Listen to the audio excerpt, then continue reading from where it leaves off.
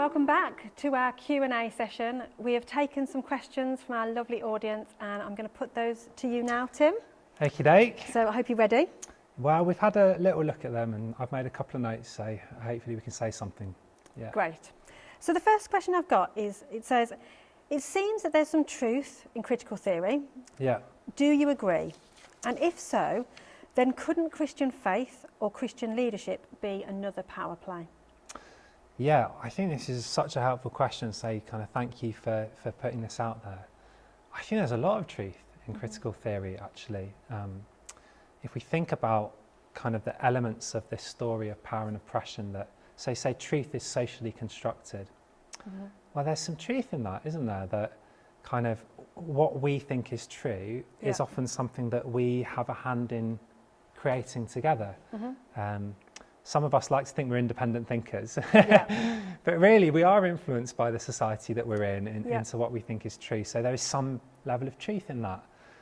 The idea that kind of language can be an expression of power, that's definitely true, isn't it? It can be an expression of power, very direct expression of power sometimes. The idea that the powerful will tend to want a version of reality that benefits them, or in fact all humans will want a version of reality that benefits them.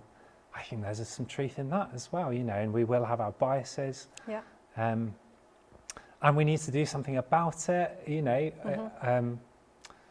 We'll come to maybe why that's a bit of a problem for critical theory later, but for many of us we would emotionally agree with that, wouldn't we? And we'd say, we don't want oppressed people to be oppressed. We do want to do something about this. So there is a lot of truth in critical theory, and I think sometimes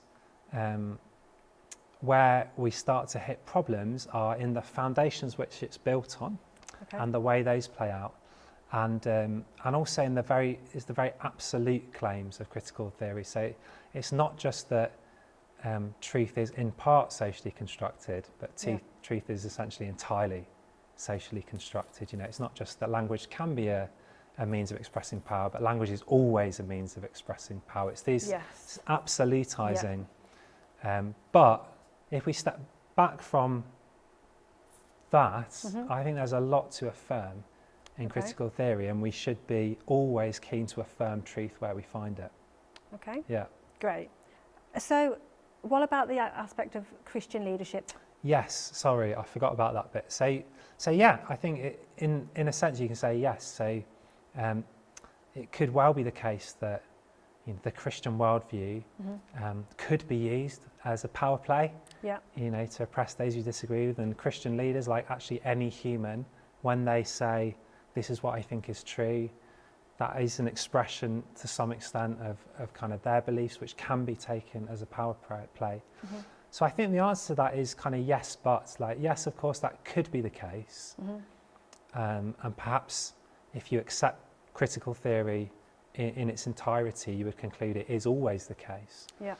But I would say it doesn't have to be, it could be the case, but it's not necessarily the case, or at least not the case in quite the way that critical theory kind of wants to take it. I don't know if I can explain that any better without going into loads of detailed examples. I'll ask another question that I'm kind of forming off the back of some of that then. Okay, So, because I suppose the Christian faith does have what we say like absolute truths, we've got obviously God and we've got the Bible, and we're saying this is true, to come up against something like critical theory causes big problems then, because... Yeah, I think the key thing to understand is actually our flowchart, Liz. You know, that I'm going to go back here to it, because this is the reason that we've done a flowchart, is to see that, you know, you can't just look at those things at the bottom and say, you know, do I think they're right or wrong? Do I agree with them? Well, we can do that, and what we'll probably say is, I think that's true to some extent. But if you really want to wrestle, you need to go back up the flowchart back to see that where this comes from is actually the presupposition that there is no God, that all we have is nature. And if you don't hold those beliefs, then you're not going to be able to follow all the way down the chain in the same way. And that's what we'll be doing a lot more of in part 2 of Unravelling. Part 2 of Unravelling, we're going to be looking more at worldviews, and the Christian worldview in particular, And we're going to demonstrate really why as Christians we can't go down this chain. We have to go down another chain. So I think that's really helpful in terms of kind of flagging a bit for us what's going to be coming up. Great, thank you. So our next question was, earlier you said there are fatal flaws with critical theory. Yeah. So like what? What is wrong with it? So if I could offer maybe a short critique of critical theory, and really I'm just giving headlines, and probably, you know, to really wrestle with this, we'd want to talk a lot longer, but some headlines that I'd want to say is, I think one of the big problems of critical theory is that it's internally inconsistent in its logic, really. So critical theory starts from these sort of postmodern sort of position that there is no truth that's out there. So there's only subjective truth. There's not objective. There's not a truth that's true for everyone. Okay. Now, if I say there's not a truth that's true for everyone, I'm making a truth claim about what's true for everyone. Yes. Okay. Do you see? So when I say there is no absolute truth, well, is that I'm making an truth? absolute truth statement. Right. Okay. So this is a problem for kind of all philosophy that really draws from postmodern foundation, and it's true for critical theory as well. So, you know, no truth is universal. The truth is only ever what particular social groups construct and think. Yes. Well, that means that critical theory isn't universal.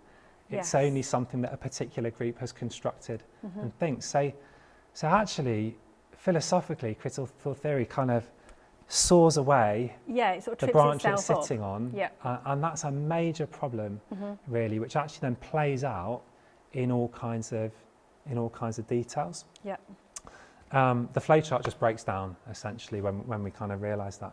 Another problem is it's got no ability to be self-critical.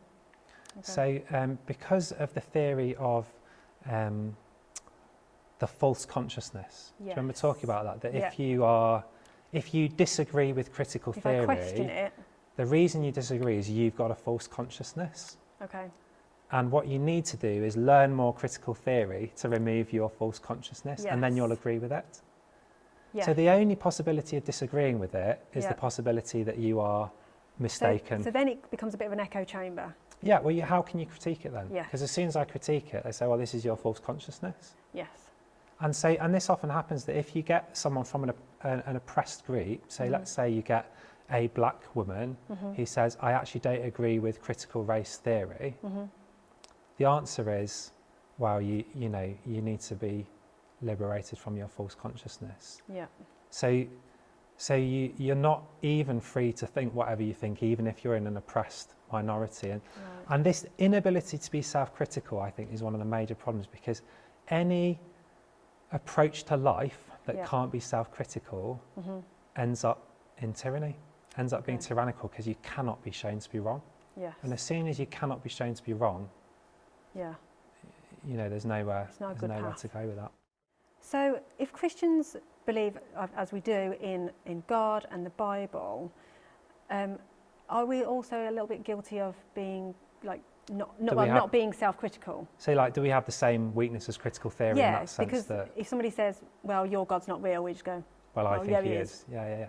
So I think the key difference, actually, it's a really good question, and I'm sure there are Christians you could meet who will refuse the possibility of being wrong about anything. But I think the key difference, actually, philosophically, is how we see truth. Okay. So for Christians, and we'll do a lot more of this in part 2, so I don't want to do too much now, but we see truth as something that is outside ourselves. It's somewhat objective, which means that there is the possibility of access to the true truth, which holds all of us accountable. Okay. So we can all be self-critical because the truth is beyond us rather than something we've made. It's out there rather than we've come up with it. But because critical theory creates, it's postmodern, we create truth. Yes. There's no truth out there to hold you accountable. Yes. And so that's the key difference. And we're going to explore that way more when we talk about a Christian worldview and how does a Christian come to know that something is true and how we see truth. And then if I can maybe give you one more weakness of critical theory, just to round that off. I think the other problem it has is it's entirely deconstructive. So critical theory, it's about negating this and negating that and deconstructing this narrative and deconstructing that narrative. What it can't really do is provide you with an account of what is actually good and true and beautiful and something to work towards. It will talk about justice, but when we might ask critical theory, well, how do you know what justice is? It can't really provide an answer, because whoever says this is what justice is making a power play. Is now in the position of power. You know, expressing their bias and their preference, and at that point that will have to be deconstructed. Okay. So it kind of is like the famous image is like a snake that eats itself. It just keeps going round. So and it round. can't really provide you with a vision of the good. It can only keep deconstructing things it thinks are bad. But as C.S. Lewis used to say, if you keep seeing through things, in the end you don't see anything. If you see through everything, there's nothing to see. And that's kind of, there's other weaknesses, but maybe there's just three important ones that, you know, can leave people with tonight, leave you guys with in the room tonight. That's great, thank you. And our last question is, this could all sound like a political conspiracy by the left. Yeah. Is this a criticism of the left? That is such an important question because of what's going on out there. We talked about the polarisation of politics, and you know, Marx, he's associated with communism, which is associated with the left.